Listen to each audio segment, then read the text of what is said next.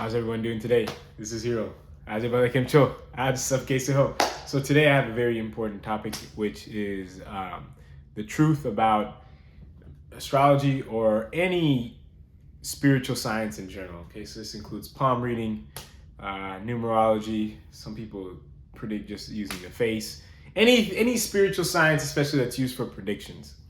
Okay, what you have to understand is that these sciences are spiritual sciences. Okay, so what does this mean? This means that the science really only works, or it's really, really accurate if the person conducting the science is spiritually inclined or elevated in some way. Okay, I'll give you an example with the astrology. The astrology, there's obviously, you have a chart, right? And what it's showing is certain spiritual like inclinations or karmas or whatever in this lifetime. Now, it shows it spiritually 100% how it is. Now, a lot of the people don't really care about their spiritual journey, okay? Or even if they do, they just want to. A big part of it is seeing how it manifests from a material standpoint, okay? The chart does not show that 100%, okay? This is why all techniques or whatever fail, okay? Because the chart, it shows 100% what's happening spiritually. Now, it's up to you, or it's up to the astrologer to be so spiritually inclined or elevated to see what's happening spiritually in the chart and try to describe how it's going to be happening materially, okay? But certain placements or certain things or certain calculations cannot and will not ever 100% from, if you're just looking at it materially, describe accurately what is going to happen in your life. Okay, that is literally impossible. And we know if somebody gives you like a wrong prediction or something like that, it is not the astrology that has failed. Okay, that as a spiritual science did not fail. It is the astrologer who has failed, okay, in some way, shape, or form.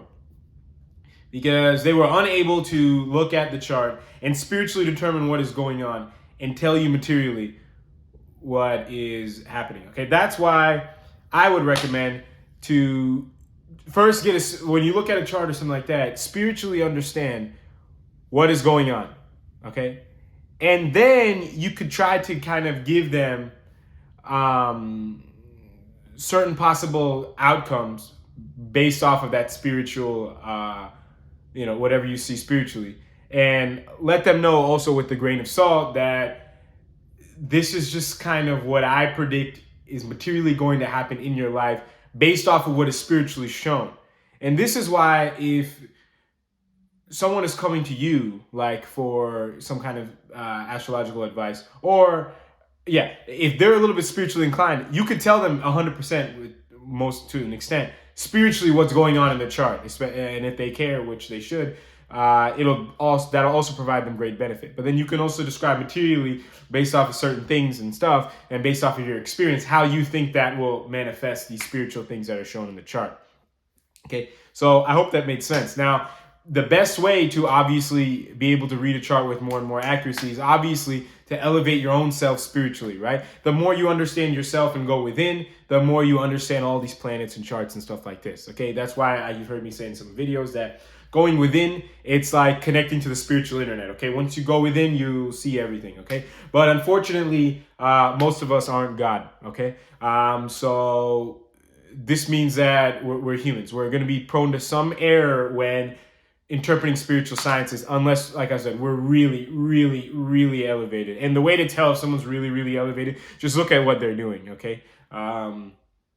Just look at what they're doing and how their lifestyle is, especially from a spiritual perspective, okay? If you notice they're, driving some kind of nice car or wearing some kind of nice clothes or something like that, you could obviously question, how truly spiritually elevated is this person, okay? Because the more they're connected to the ego, the more the mind and stuff is influencing it, their spiritual interpretation of your chart, and the more, like I said, thrown off their judgment is going to be, okay? And obviously, you want to determine what's happening at the most highest spiritual level, okay? And like I said, if you're a little bit more spiritually inclined yourself, you want to use this ideally to, or any spiritual science, right? Even the palm reading, right? There's certain lines on your palms that indicate certain things, and you kind of put them all together to try to tell the whole story, just like with astrology, right? So it's the same thing there, right? You want to, if you value the spiritual journey a little bit more, these things are going to really come into play a lot more stronger, okay? Because these, like I said, these throw the spiritual journey like to a very, very, very, very high accuracy, okay? So if you value the spiritual journey, this will tell you exactly what's going on.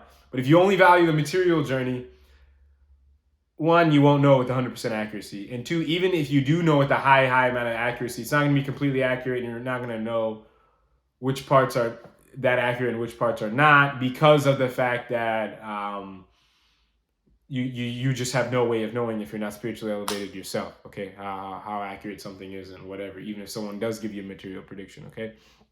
That's why also with like astrology and stuff like that, don't get too caught up in like certain meanings. What do I mean by this? Like always question why things mean they mean, right? Like question, why does the third house represent younger siblings? Okay, or like for example, we know that third house represents self-efforts. Now, could it be that third house also represents younger siblings, because younger siblings are the people that you have to put in the most self-effort with and take care of? That, I mean, I'm just throwing one example out there. It's up to you to decide. Don't just listen to me. Listen, but I'm encouraging you to question these things. Okay, just always question it and go within and see how it sits for yourself. Don't just blindly take third house as it's only used for younger siblings, and if something's there, like definitely something's gonna go on with your younger siblings, good or bad. Okay, like don't. I'm not saying that it won't happen like that. I'm not saying that, but just question these things, because a lot of the things we've been told are material outcomes, right? But you want to question the spiritual foundation of all these material outcomes that are given to you. And once you understand the true root spiritual foundation of everything, or as much as you can, then you can kind of see why they said certain material outcomes. And then you can get a really, really higher knowledge and wisdom of certain placements and indications. Are they going to lead to certain material outcomes, or are they going to lead to other material outcomes? And definitely you'll know the true spiritual outcomes of those placements to an extent, okay? So I just wanted to say that. And then also, so I covered the palm reading a little bit. It's kind of the same root philosophy as what I said here. Other things, like, let's just say, like, I don't really do this too much, or even know too many people that do this, but like, let's just say tarot card reading, or even crystal ball reading, any of this kind of stuff, right? It's not the actual thing themselves. Like, it's not the actual card that comes out that's going to tell you your future. It's the person interpreting the card that's actually connected divinely within. And when they see that card, they divinely should be able to tell you spiritually what's going to happen. And if they're really good and really connected, then materially tell you what's going to happen. Okay, it's not the actual cards themselves. Don't think just because you buy a pack of cards and start doing it that you're going to understand. Okay, and like I said, if you know someone that's doing this and they're not that spiritually elevated themselves, you can really question on how accurate their psychic readings are, or something like that. Okay, or even if you're doing it yourself, if you want to become better, you can obviously go ahead and connect within. Okay.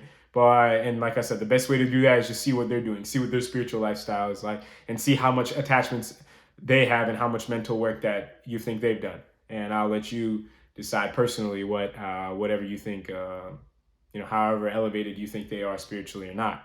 Okay. So yeah, and like I said, I didn't cover all of the spiritual sciences. Okay, there's so many more, but just in general, just use this as a rule of thumb, everything I've said, to either get better yourself, or when it comes to someone else, take everything with a grain of salt and have a little bit of open perspective and be a little bit more aware of why they could be saying the things that they're saying, okay? That's all I wanted to cover in this video. If you have any questions or comments, as usual, please feel free to let me know. And until next time, I'll talk to you guys later. Thank you so much for watching.